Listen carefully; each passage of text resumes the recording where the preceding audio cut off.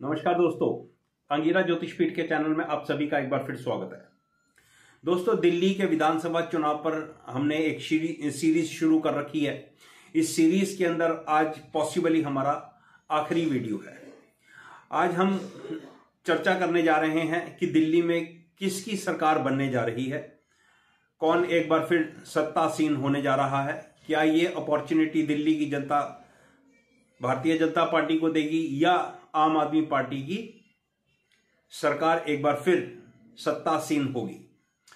तो दोस्तों, मेरे पास कुछ एक हॉरोस्कोप्स थी जिनके ऊपर मैं ऑलरेडी 3 वीडियो बना चुका हूं और आज की जो वीडियो है वो आम आदमी पार्टी के संयोजक या यूं कहें प्रोपराइटर या यूं कहें अध्यक्ष अरविंद केजरीवाल जी की जन्मपत्री पर चर्चा की जाएगी और आम आदमी पार्टी की जो मकर लगन की कुंडली है, यानी कि 26 नवंबर 2012 को दिन के 12 बजे इस कुंडली पर चर्चा करूंगा। मैं जो तथ्य, जो बर्थ डिटेल्स मेरे पास अवेलेबल है, मैं उन्हीं के ऊपर चर्चा करूंगा, उन्हीं के अनुसार अपना ज्योतिषीय आंकलन करूंगा और वही ऑब्जर्वेशन आप लोगों के सामने रखूंगा। देखिए, आम आदमी पार्टी की जब मैं राव सर की क्लास में था तो 4 बर्थ डिटेल अवेलेबल थी, 4 टाइम्स अवेलेबल थे। तो उसके अंदर कुछ एक इवेंट जो 11 सवा 11 बजे की कुंडली है उसके अनुसार बड़े फिट बैठते थे और कुछ एक इवेंट जिस तरह से 2015 में एक शानदार जीत अर्जित की आम आदमी पार्टी ने, वो ठीक बैठते थे। तो 3-4 हॉरोस्कोप्स अवेलेबल हैं आम आदमी पार्टी की।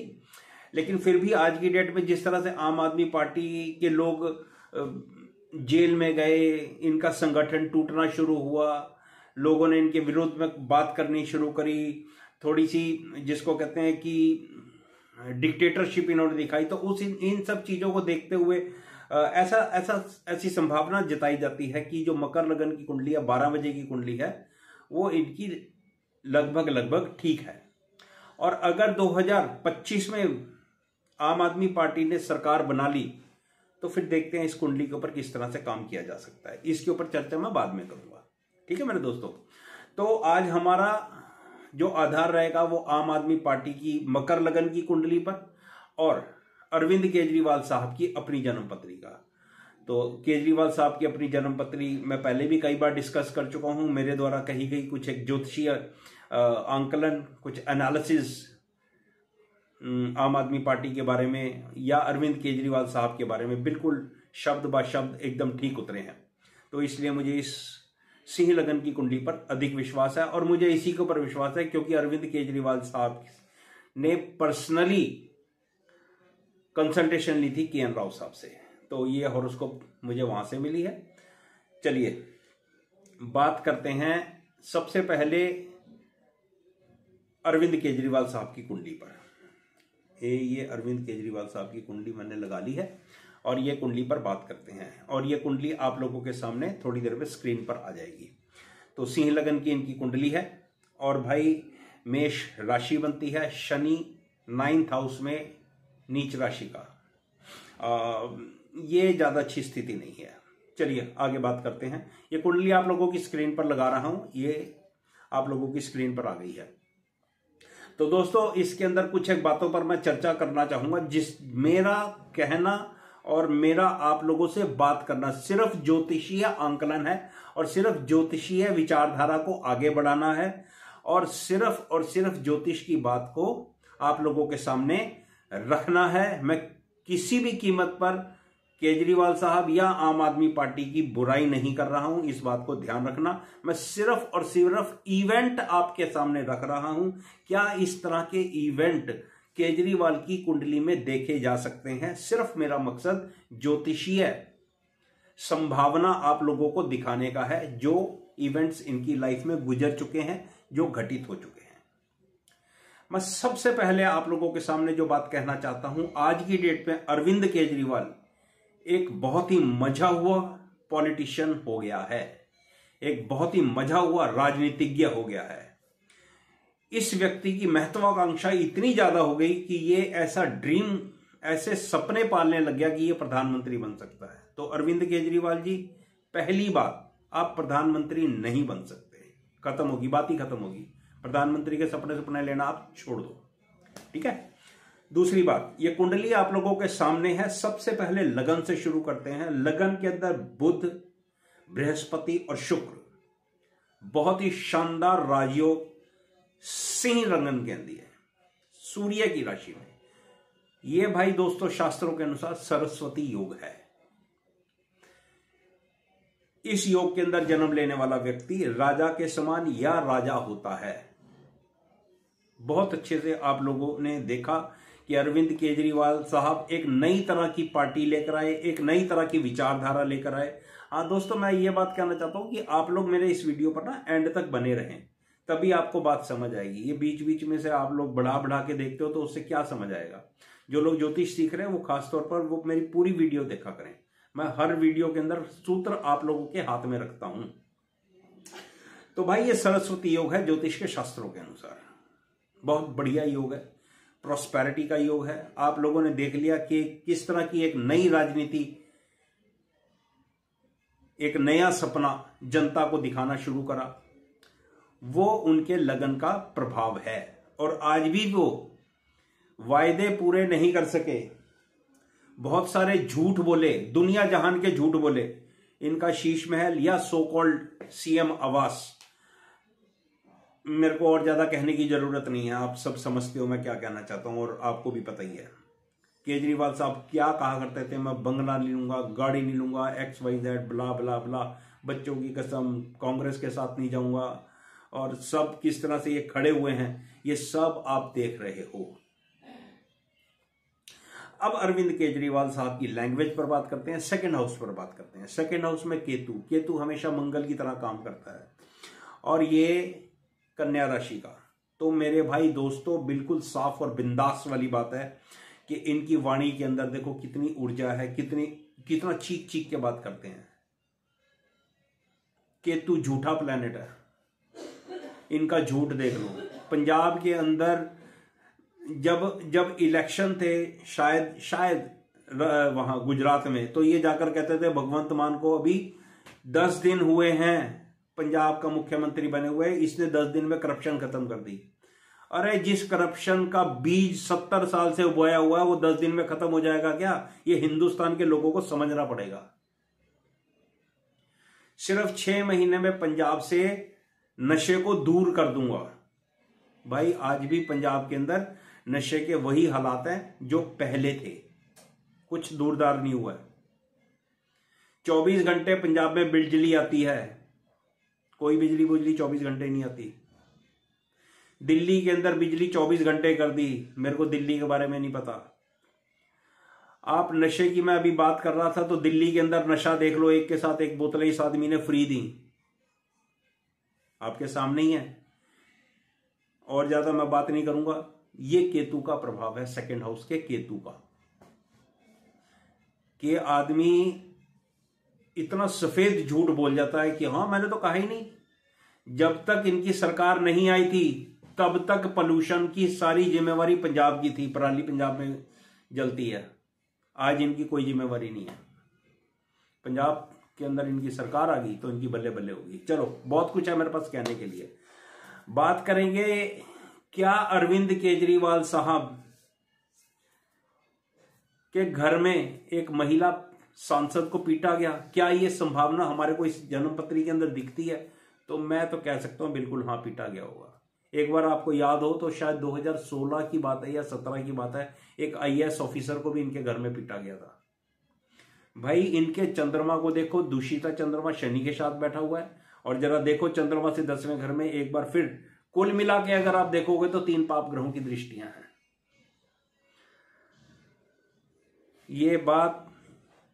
ये 3 ग्रहों की दृष्टियां बहुत अच्छे से ज्योतिषीय एक्सप्लेन करती हैं।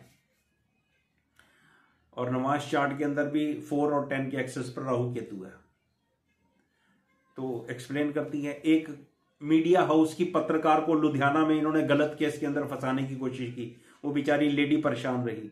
तो ये घटनाएं इनकी कुंडली के अंदर दिखती हैं, लेकिन क्योंकि लगन मजबूत स्थिति में है, 3 बेहतरीन और शानदार ग्रह इनके लगन में बैठे हुए हैं। ये इनको एक मंझा हुआ खिलाड़ी बना रहे हैं।